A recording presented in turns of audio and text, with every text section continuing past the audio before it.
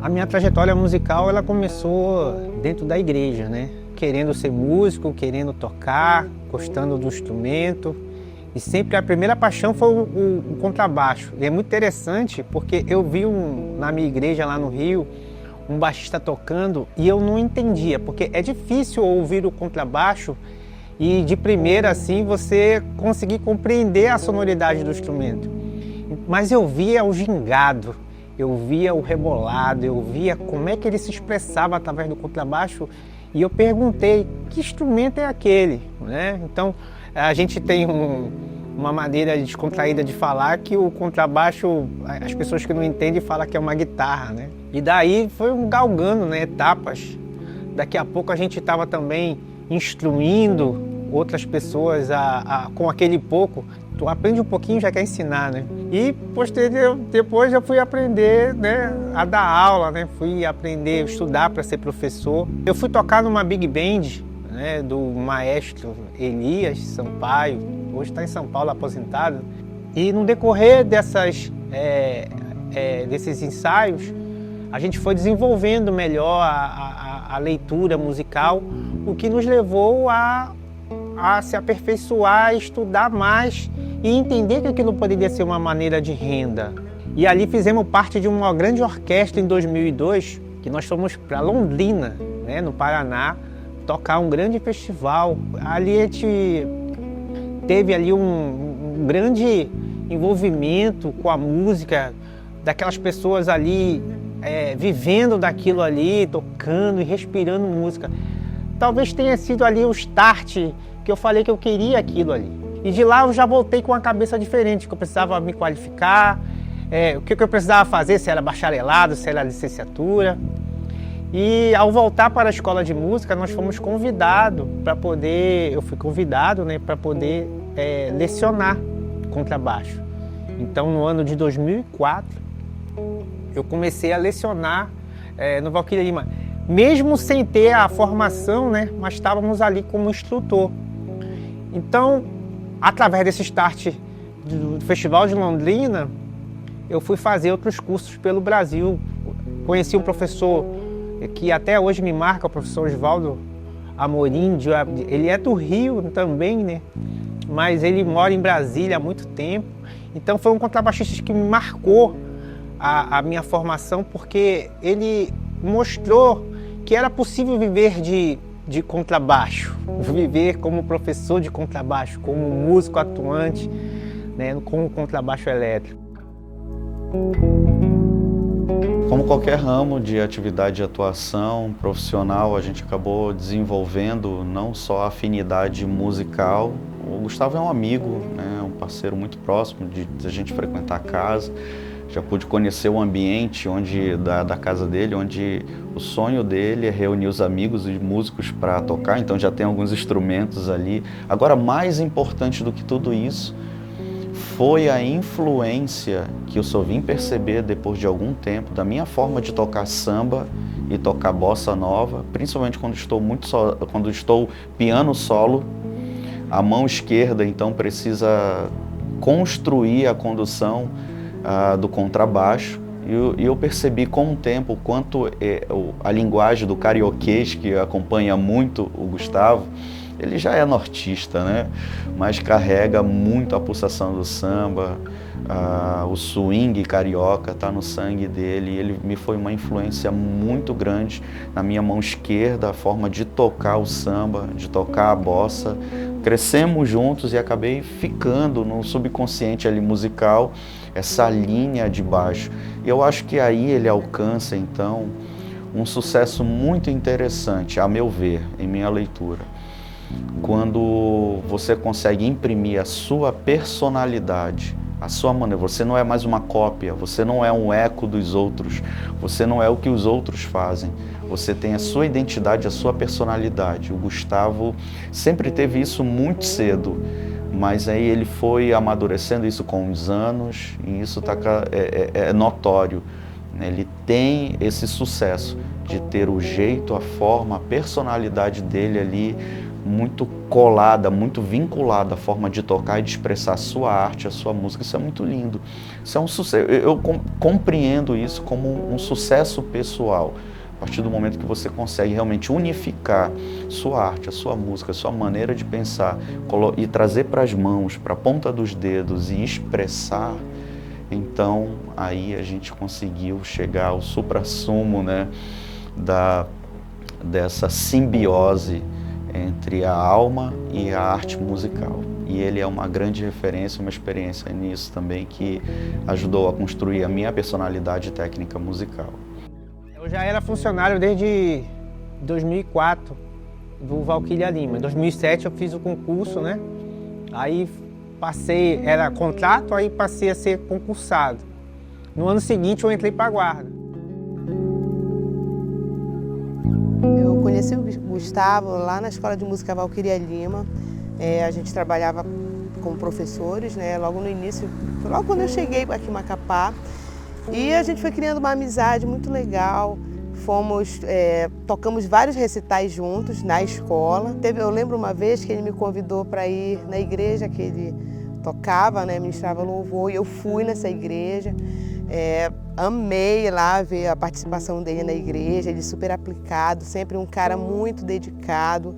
A primeira impressão que eu tive dele como músico foi de um músico super criativo, né? Ele tem um diferencial na interpretação ao tocar que poucas vezes eu tinha visto em um músico. A música que o Gustavo toca é uma música que sai realmente da alma. Ele não toca somente por tocar, né? Não é aquele músico só técnico. Ele é um músico que, além da técnica, tem algo mais, né? Que ele é uma questão quase que espiritual, posso dizer assim, né? Que quando a gente ouve ele tocar, você sente algo que vai trazendo uma paz, uma leveza. Então, assim, a música, através do instrumento do Gustavo, eu posso classificar assim, que é uma música leve, penetrante, né? Que vai ali na tua alma, que diz algo. A Guarda Municipal é sempre desafiadora, no sentido da exigência da corporação. E dado o momento, nós fomos divididos a banda de música para atuar em cada escola do município, né? Trabalhando. Já tiveram outros momentos, né? De ensinar o hino cívico, ensinar as crianças, né, a marcharem, mas nesse dado momento foi em relação a desenvolver educação musical com as crianças. Foi um projeto muito gratificante, porque o objetivo final nesse projeto era fazer uma apresentação, né, do coral e com flauta doce. Em 2010 eu fui para o Rio de Janeiro fazer bacharelado em contrabaixo elétrico. E desde lá tem sido novas experiências nesse mundo do aprendizado, né, do ensino. Essa é a nossa vivência no contrabaixo elétrico. O Gustavo é uma das pessoas com quem eu tenho mais contato entre os professores, né? É um grande amigo, um velho amigo, né? E a nossa experiência de trabalho, ela é riquíssima, ela é intensa, né? Todas as vezes que eu faço algum arranjo, eu sempre envio para ele dar uma avaliada, porque ele é assim, não só excelente no instrumento que ele toca, né? Um grande músico, com muita experiência, alguém que está sempre se aprofundando, pesquisando, mas em outras disciplinas também, em outras áreas, ele também ele é muito bom, como por exemplo na área da harmonia, né? Então sempre ele está me auxiliando, dando uma revisada nos arranjos, na questão da harmonia, às vezes reharmonizando para mim, dando uma conferida, porque ele é uma das áreas que ele também domina muito bem, né? É a área da harmonia.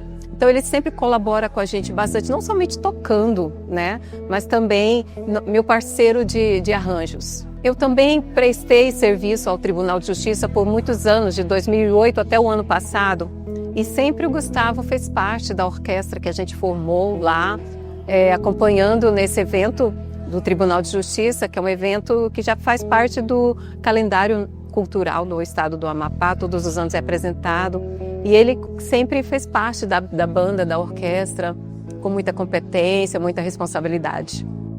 A música amapaense, a música aqui nortista, o que mais me deixa maravilhado, ela vai falar a vida daqui é assim devagar, vai enaltecer as belezas do Amapá.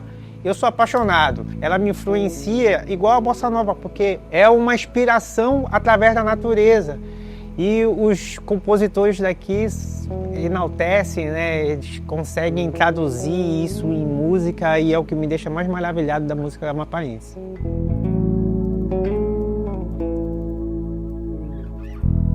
Gustavo foi meu professor, né? E encontrar com um cara que era meu amigo, como meu professor numa graduação, e eu voltando a estudar tardiamente, né? Porque eu voltei para a academia com 54 anos. Né? E aí o Gustavo é bem mais jovem que eu. Então a gente tá juntos ali, ele sendo meu amigo, aquilo para mim foi muito importante, sabe? Muito importante mesmo. E aí era legal porque eu estava fazendo a graduação, mas ele também estava fazendo mestrado, estava fazendo mestrado fora, né? Então a gente trocava muito essa coisa sabe? Olha, vai lá, não para, vai adiante e tal. Olha, a graduação é só uma porta, ele sempre me falava isso. Você tem que seguir, cara, você tem que fazer mestrado, você tem que fazer doutorado, se tu puder fazer em música, mesmo na área de música, é até melhor. Mas aí não deu e eu acabei indo para a área de educação, né? De políticas educacionais. Ele era bacharel em música e estava fazendo um mestrado, né? Agora acho que ele está no doutorado, deve estar concluindo já. E eu estou muito feliz, assim, para mim, quando eu vejo ele galgando um degrau a mais, é motivo de muita felicidade, sabe? Porque sabe aquela máxima que diz que sonho que se sonha só é só um sonho que se sonha só, mas sonho que se sonha junto é realidade, né? Então, ali era meio sonhar junto, sabe? E bacana isso, porque ele era o meu professor. Ele era o meu professor, eu o aluno, e ele me incentivando, eu também incentivando ele nas viagens, fazendo mestrado fora, era pesado, né? Mas eu vejo o Gustavo assim com uma projeção que é muito bacana para ele, mas é muito legal também para quem está à volta dele, né? Para os amigos, para os colegas de trabalho, né? E eu me enquadro nesses dois aspectos aí. A vivência no ensino-aprendizagem, ela é essa via mesmo de mundo, né? Então, ora nós somos professores, ora nós somos alunos, e conviver com vários músicos. Esse próprio amigo meu que eu tenho, o Elias Sampaio, ele foi o regente que me levou para o mundo da leitura musical, né? Que me levou de forma inconsciente ali, indiretamente, eu acabei me profissionalizando pelo aquele ingresso na orquestra. E como professor lá do curso de licenciatura em música, eu cheguei lá, né? Eu entro um dia na sala de aula para lecionar. Quem está lá na sala de aula? Elias Sampaio, aquele meu regente, aquele músico, estudando porque ele não tinha um título, né? Ele tinha toda a expertise de maestro, mas não tinha um curso de licenciatura em música. E ele falou assim, ele parou naquele momento lá e falou assim, estou estudando com o meu aluno. Então, são várias experiências. O Zé Miguel, como é que eu vou ser professor do Rambô de Campos, do Zé Miguel, alunos notáveis que passaram por ali, e baseado que olha, nós somos professores, olha, nós somos alunos. Então, o pouquinho que eu estudei, o pouco que eu estudei, eu posso complementar aquele que já tem uma expertise. É uma troca de experiência assim, inexplicável, né? No sentido que pudesse ter uma compreensão melhor do que eu estou falando. Mas o ensino-aprendizagem é a experiência mais marcável no mundo da minha experiência musical.